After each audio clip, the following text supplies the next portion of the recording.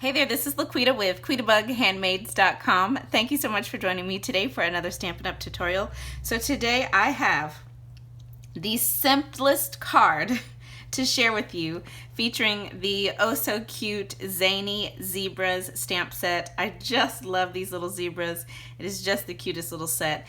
And this is all we're going to need to create this card, plus some Memento Tuxedo Black ink, and then my Stampin' seal, and some little rhinestone jewels. That's it. This card is so simple. I'm excited to share it with you, so let's jump in. So I am going to start with my stamping, and like I said, I'm using Memento Tuxedo Black ink, and I'm gonna stamp this cute little zebra.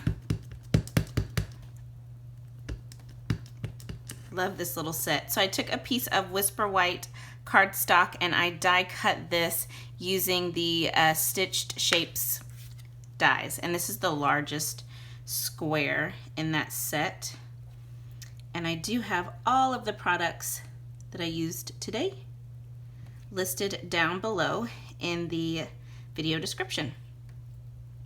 And actually what inspired today's project is my team's color challenge. So we have different challenges on my team of Quita Bug Stampers, and for our color challenge last week, once you see this video it'll be for last week, was to use Granny Apple Green, Poppy Parade, and Bermuda Bay. So that is what inspired this card. So I've got this tiny little strip of, ooh, I hope I don't get my head in the camera. I'm gonna have to move it down. I hope y'all can still see, but I cannot. This tiny little strip of Bermuda Bay, this is cut at 1/2 inch by 2 inches.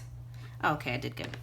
1/2 inch by 2 inches, and I just stamped that kick up your heels sentiment. All right, let's start putting this card together. So I've got my Granny Apple Green card base. This is cut 8.5 inches by 5.5 inches, and I've scored it at 4 1/4.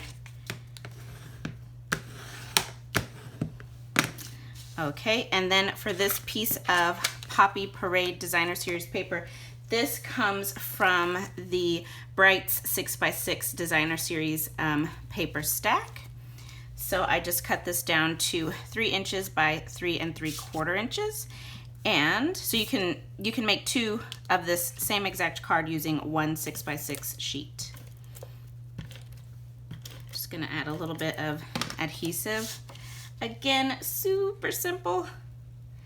I was in the mood for some stamping, but simplicity was on my mind.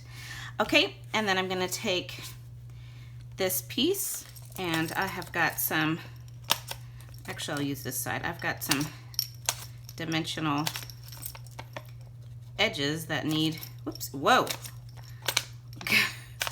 my hand, that need using up. So I'll just go ahead and use a few of these little strips up.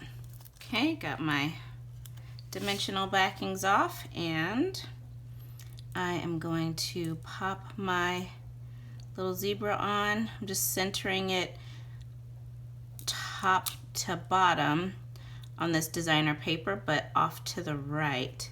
I'm not going to press it down just yet, because I want to make sure I get my sentiment where I want it.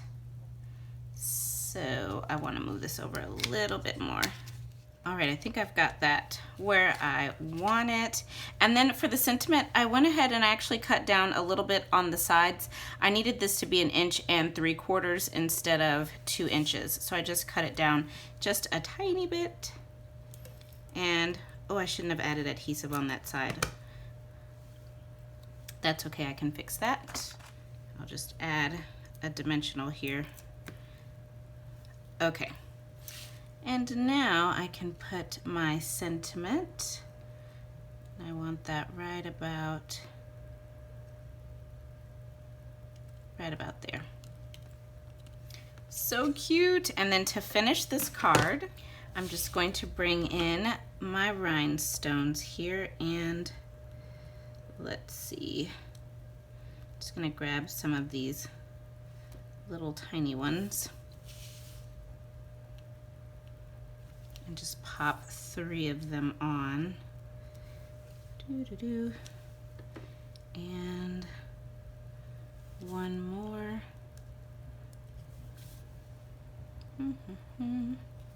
Just like that. And then of course I have a matching envelope, and there you have it, a quick and easy card, you guys. So simple. So I hope that you have enjoyed today's tutorial, and remember you can find all of the supplies that I used for today's project down below in the video description with clickable links, and over on today's coordinating blog post, the linked below, and then I do have all of the measurements over on today's blog post as well. So thank you again for joining me today. I hope you enjoyed, and I'll be back again very soon. Bye-bye.